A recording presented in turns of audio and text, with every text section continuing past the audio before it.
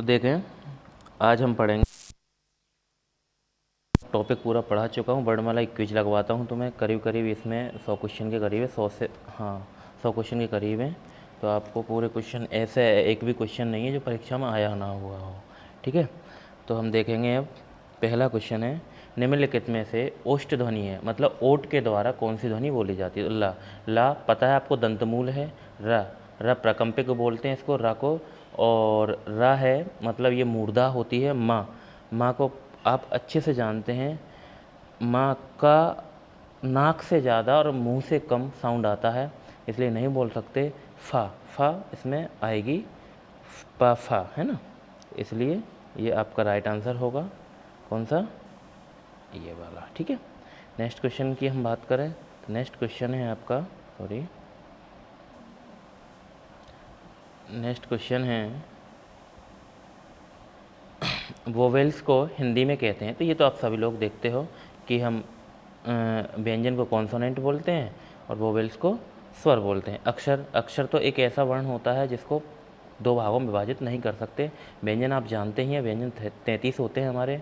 और स्वर इसका आंसर होगा। समृद्ध जानते हैं, समृद्ध का मतलब ऐसे स्वर जिनको इनको बोलते समय मुख लगो लगो बंद रहता हो, वो होते हैं समृद्ध। इसका आंसर हो जाएगा स्वर। ओके, नेक्स्ट क्वेश्चन की हम बात करें तो नेक्स्ट क्वेश्चन होगा आपका ये, जिन शब्दों के अंत में अ आता है उन्हें क्या कहते हैं। ठीक है ना, सभी एग्जाम परीक्षाओं में आए हुए क्वेश्चन है ये। जिन शब्दों के अंत में अ आता है उन्हें क्या कहते हैं। पहला ऑप्शन है अनुस्वार। अनुस्वार आप जानते ही हो कि वर्णमाला के लास्ट के दो वर्ण होते हैं अंगः, ठीक है ना। अंगः की बात करें तो अंग को बोलते हैं अनुस्वार, अह को बोलते हैं विसर्ग, ठीक है ना। इन दोनों को अयोगवाह बोलते हैं, तो पहला आंसर नहीं हो सकता अनुस्वार। दूसरा अयोगवा, अयोगवा तो इन दोनों को बोलते हैं। तीसरा है अंतस्थ। अंतस्थ हम चार वर्ण होते हैं अंतस्थ, ये व्यंजन होते हैं यर अलावा। और अंत की बात कह रहा है वो, अंत मतलब अकारांत, जिसका अंत अ से होता हो उसे अकारांत बोलते हैं। ओके, तो इसका आंसर हो जाएगा आपका डी, ठीक है। नेक्स्ट की हम बात करें, नेक्स्ट है कौन स्वर नहीं है। डायरेक्टली बात है, स्वर पूछ रहा है, स्वर कौन सा नहीं है। अ तो स्वर है, उ भी स्वर है, ए स्वर है, व स्वर नहीं है, तो ये आंसर हो जाएगा। ओके, नेक्स्ट की हम बात करें, नेक्स्ट क्वेश्चन है, निम्नलिखित में से कौन सा वर्ण घोष है। घोष और सघोष मैंने आपको बताए थे, ये क्या होते हैं, प्रत्येक वर्ग का पहला और दूसरा वर्ण, प्रत्येक वर्ग का पहला और दूसरा वर्ण होता है आपका अघोष, तीसरा चौथा पांचवा होता है सघोष। प पहला है, ट पहला है, फ दूसरा है, सी द, त थ द तीसरा चौथा पांचवा घोष या सघोष होते हैं, ठीक है ना। तो ये आंसर हो जाएगा आपका सी। ओके, नेक्स्ट की हम बात करें तो नेक्स्ट है अपना, भाषा की सबसे छोटी इकाई किसे कहते हैं।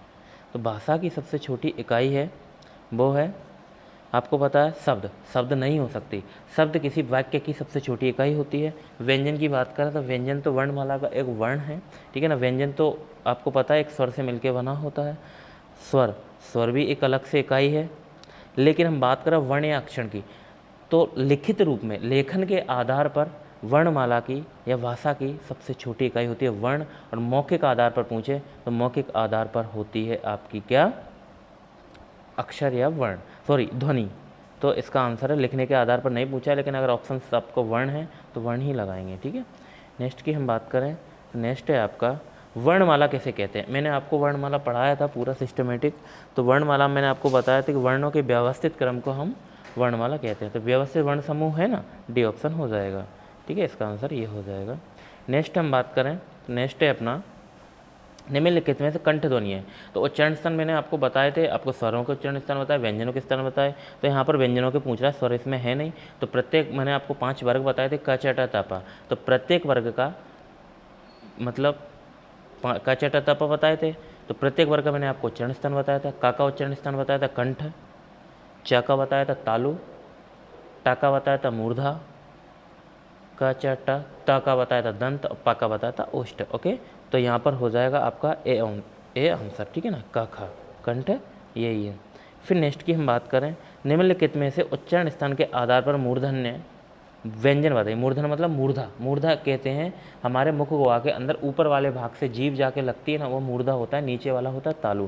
तो देखो आप बोलो ग घ, घ घा तो कंठ है, ये तो हो ही नहीं सकता, कंठ पर इफेक्ट पड़ा है। ज झ, ज झ तालु है, देखो आप ज झ बोलो, जीभ नीचे चिपक रही है आके।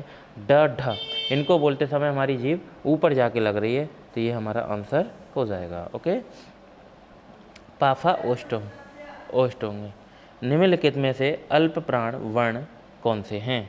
निम्नलिखित में से अल्प प्राण वर्ण कौन से हैं? तो पहला ऑप्शन है, आपको अल्प प्राण पूछा है जिनको बोलते समय कम प्राणवायु खर्च होती हो। दूसरा, जिनको बोलते समय अल्प प्राण वही होते हैं जिनको बोलते हैं हम कम प्राणवायु खर्च होती हो। तो व्यंजनों में होते हैं अल्प प्राण और महाप्राण, स्वरों में नहीं होते। तो आपको अच्छे से पता है पहला और दूसरा आपका हो जाएगा क्या, स्वर हैं, ये तो हो ही नहीं सकते। ग ग, पहला तीसरा पांचवा क और ग, तो ये आपका आंसर हो जाएगा। ओके, क्योंकि पहला तीसरा हो गया, ये था तो दूसरा चौथा है, ठीक है ना, ये भी नहीं होगा, तो आपका ये आंसर हो जाएगा। फिर नेक्स्ट है, निम्नलिखित शब्दों में नवीन विकसित ध्वनियाँ कौन सी हैं? नवीन विकसित ध्वनियों की बात करें तो पहला है, कहने का मतलब है ऐसी ध्वनियाँ जो अभी अभी उसमें आई हो। तो आपको था अरबी फारसी की ध्वनियाँ नवीन विकसित होती हैं, तो आपका यही आंसर हो जाएगा। पहला इसमें नुक्ता लगा हुआ दिख नहीं रहा है, शायद देखो ऐसे लगा होता है इसमें, जैसे ये सॉरी, जैसे हम बात करें ख, ये ख है तो यहाँ नुक्ता लगा होगा इस तरीके से, तो ये ऐसे लगा हुआ है इसमें, ख और ग यही होगा। फिर नेक्स्ट है आपका, नेक्स्ट की हम बात करें, नेक्स्ट क्वेश्चन है, निम्नलिखित में से कौन सा घोष वर्ण है? घोष, सघोष, अघोष अभी कुछ देर पहले बताया मैंने आपको, पहला दूसरा होता है अघोष, तीसरा चौथा पांचवा होता है सघोष। तो च तो पहला है, छ दूसरा है, माँ अंतिम है, ख दूसरा है, तो इसका आंसर यही होगा। सॉरी, हाँ यही होगा माँ, आरआरबी में आया हुआ क्वेश्चन। नेक्स्ट की बात करें हम, निम्नलिखित में से एक वर्ण व्यंजन नहीं है, मतलब व्यंजन पूछा है, सिंपल से पहला ही दिख रहा है हमें ऊ व्यंजन हो ही नहीं सकता ना। नेक्स्ट है, निम्नलिखित में से कौन सी ध्वनि ओष्ठ नहीं है? निम्नलिखित में से कौन सी ध्वनि ओष्ठ नहीं है? ओष्ठ मतलब जिसके उच्चारण करते समय उच्चारण करेंगे हम उसका, तो ओष्ठ एक दूसरे से ना चिपकें। पा चिपक रहे हैं, वाह चिपक रहे हैं, माँ चिपक रहे हैं, ता नहीं है, ता में दांतों से लग रही है। ओके, नेक्स्ट की बात करें, हिंदी भाषा में मूलतः वर्णों की संख्या कितनी है? तो आपको पता है हिंदी भाषा में स्वर और व्यंजन मिला के मतलब संपूर्ण वर्ण होते हैं 52। ओके, जिनमें आपको पता है 52 कौन कौन से होते हैं आपको मैं बता दूं। जैसे मैं आपको बताऊं, जैसे कि आपके 11 तो क्या हो जाते हैं, व्यंजन स्वर हो जाते हैं, 33 व्यंजन हो जाते हैं, 44 के बाद 4 संयुक्त व्यंजन हो जाते हैं, ठीक है ना, 2 अयोगवाह हो जाते हैं, ठीक है, और 4 आपके हो जाते हैं क्या, ये कितने हो गए, 4 4 8 8 2 10, सॉरी हाँ 2 हो जाते हैं आपके उच्छिप्त व्यंजन। कौन से? उच्छिप्त व्यंजन हो जाते हैं, 2 हो जाते हैं उच्छिप्त व्यंजन, तो आपके टोटल आप जोड़ लेना 52 हो जाएंगे। ओके, नेक्स्ट की हम बात करें, निम्नलिखित में से नासिक के व्यंजन है, नासिक के पूछना मतलब नाक से, मुख से कम और नाक से ज़्यादा उसकी प्राणवायु मतलब आवाज़ आती हो, तो आपको पता है या तो प्रत्येक वर्ग का पंचम अक्षर अनुनासिक या नासिक के होता है, यह हो गया। नेक्स्ट है ए ऐ वर्ण क्या कहलाते हैं? ए ऐ वर्ण, तो ए ऐ आपको पता है अच्छे से, ए ऐ तो नासिक के तो हो नहीं सकते क्योंकि नाक से इनकी आवाज़ आ नहीं रही है, मूर्धन्य हो नहीं सकते क्योंकि ऊपर इनके जीभ लग नहीं रही जाके, ओष्ठ हो नहीं सकते, ओठ आपस में चिपक नहीं रहे हैं, तो आंसर होगा आपका कंठ तालव्य। कैसा होगा मैं बताऊं आपको, पता है ए ऐ कैसे मिलके बना है, किससे मिलके बना है? तो ए ऐ मिलके बना है आ प्लस ई से। आ का उच्चारण स्थान क्या है? कंठ है। ई का क्या है? इसका क्या है? कंठ है, ठीक है। अरे 1 सेकेंड, आ का क्या है? कंठ है, ओके, और इसका क्या है? आपका तालु है। तो कंठ और तालु मिलके हो जाते हैं अपने कंठ तालव्य, इसलिए इसका आंसर हो जाएगा कंठ तालव्य। नेक्स्ट क्वेश्चन है, निम्नलिखित में से किसी हिंदी की मानक वर्णमाला में स्थान नहीं है। तो आपको पता है इनमें से श्री, श्रा आता है संयुक्त व्यंजन में, क्री, कृपा लिखा जाता है, ड़ा उच्छिष्ट व्यंजन है, लृ नहीं है। लृ कैसे नहीं है? लृ संस्कृत भाषा का एक स्वर होता है, ओके, ये हिंदी में नहीं है। निम्नलिखित शब्दों में से किस शब्द के द्वितीय व्यंजन है? द्वितीय मतलब एक व्यंजन आधा हो एक पूरा हो, इनको द्वितीय व्यंजन बोलते हैं। ये संयुक्त व्यंजन है, डी तो इसमें सी आंसर इसका हो जाएगा, ओके। नेक्स्ट है स स स ह कौन से व्यंजन कहलाते हैं? आपको पता है यर अलावा अंतस्थ व्यंजन स स स ह उसमें व्यंजन या संघर्षी, उसमें संघर्षी व्यंजन को बोलते हैं, ठीक है। तो नेक्स्ट हो जाएगा आपका डी आंसर। फिर है छ ध्वनि किस स्वर के अंतर्गत आती है? तो आपको अच्छे से पता है छ ध्वनि संयुक्त व्यंजन होते हैं, तो संयुक्त वर्ण कहलाएगा, ओके। तो इसका डी आंसर हो जाएगा। नेक्स्ट होता है हिंदी शब्दकोश में छ का क्रम किस वर्ण के बाद आता है? तो आपको पता है शब्दकोश आप पढ़ोगे तो आपको अपने आप पता चल जाएगा, छ का क्रम आता है का के बाद, ओके। तो ये आपका ए आंसर हो जाएगा। नेक्स्ट है इसमें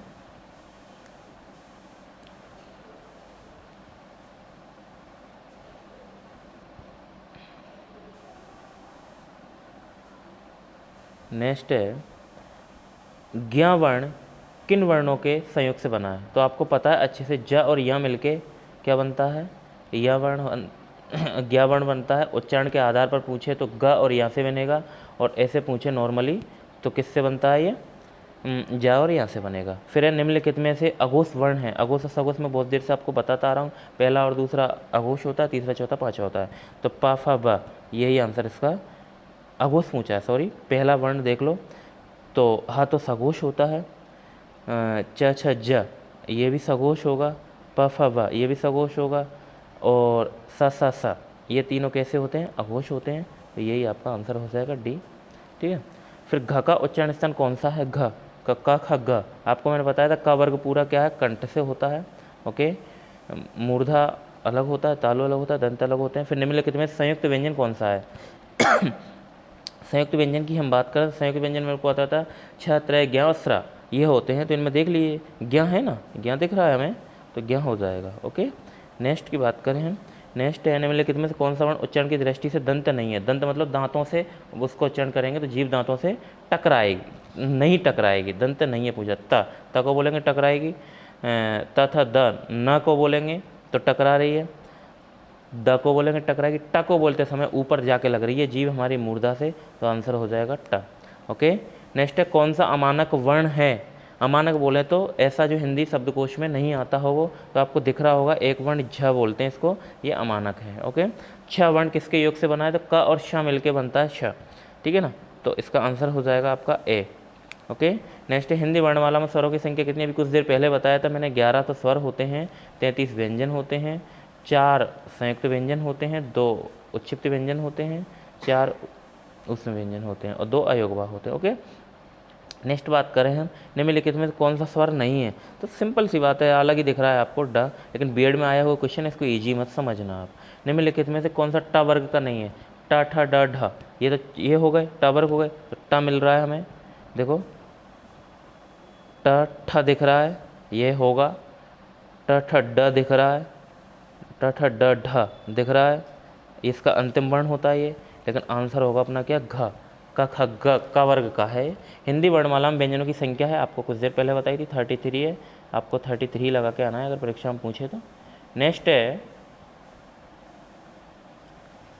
निम्नलिखित में से कौन सा पश्च स्वर है? पश्च मतलब जिसका उच्चारण करते समय हम मतलब जीभ के पीछे वाले भाग से बोला जाए, तो ब तो पहली बात तो इसमें स्वर ढूंढना है, स्वर देखते ही हमें एक ही स्वर, वो आंसर हो गया, ये दिख जाएगा। आ को बोले आ पीछे वाले भाग से बोला जाता है।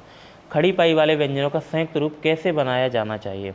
विसर्ग लगा के, आपको पता है संयुक्त बनाना तो विसर्ग तो हो ही नहीं सकता, खड़ी पाई को हटाकर, ठीक है। 2 खड़ी पाई लगाकर बिल्कुल गलत हो जाएगा, 2 स्वर लगाकर बिल्कुल गलत। आपको पता है कि हम खड़ी पाई वाले, जैसे कि आपको मैं बता दूं, ग है तो हमें क्या लिखना है? ग्लास लिखना है, ग्लास लिखना है तो ग्लास ऐसे लिखते हैं, ठीक है। तो आधा वर्ण तो आएगा इसमें, आधा गा आएगा, तो गा की खड़ी पाई हटा दी तो आधा बन गया। तो यही पूछ रहा है वो कि खड़ी पाई में कैसे करना है, तो आपको पता है खड़ी पाई को हम हटा देंगे तो ये आधा बन जाएगा, ओके। तो ये आंसर हो जाएगा आप इसका बी। नेक्स्ट है विसर्ग से बना शब्द कौन सा है? विसर्ग आपको दिख ही रहा है, विसर्ग एक ही जगह दिख रहा है, निह स्प्रय, ठीक है ना, तो यही आपका आंसर हो जाएगा। नेक्स्ट है, इनमें से कौन सा वर्ण स्वर है? तो दिख रहा है आपको, मैंने बताया ली तो अपने आ ही नहीं सकता, ला व्यंजन है, का व्यंजन आई स्वर होगा। नेक्स्ट, निम्नलिखित में से अंतस्थ व्यंजन कौन सा है? सभी एग्जाम में आए हुए क्वेश्चन है, एक भी नहीं है। तो यार अलावा अंतस्थ होते हैं, आपको पता है, तो इसमें दिख रहा है आपको या। नेक्स्ट है, इनमें से औ का उच्चारण स्थान कौन सा है? औ का पूछ रहा है, तो आ बना है औ बना है आ प्लस ओ से, तो ऊ का है ओष्ठ, आ का है कंठ, तो कंठोष्ठ इसका आंसर हो जाएगा। ओके। नेक्स्ट है आपका, चा और छा वर्ण का उच्चारण स्थान कौन सा है? चा और छा का मैंने बताया था आपको, चा को तालव्य बोलते हैं, छा को भी तालब बोलते हैं। ये थोड़ा सा मिसप्रिंट हो रहा है इस जगह, यहाँ तालु लिखा हुआ है, क्या लिखा हुआ है? तालु, तालु इसका आंसर होगा, ठीक है ना। नेक्स्ट है, क ख ज फा ध्वनियाँ किसकी हैं? आपको पता है नुक्ता लगा हुआ है, सभी में नुक्ता लगा हुआ है, तो अरबी फारसी की होंगी, सिंपल सी बात है। तालव्य व्यंजन है, ठीक है, क्या तालव्य व्यंजन है? तालव्य व्यंजन की हम बात करें, तालव्य व्यंजन मतलब तावर्ग, तावर्ग दंत है, चावर्ग तालव्य होता है, ये आपको अच्छे से पता है, तो हो जाएगा।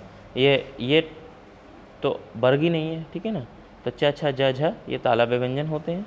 नेक्स्ट है, कौन सा वर्ण घोष नहीं है? घोष पूछा है, घोष और सघोष एक ही होते हैं, तो त था यही होगा, क्योंकि पहला और दूसरा वर्ण कैसा होता है? अघोष होता है। ओके।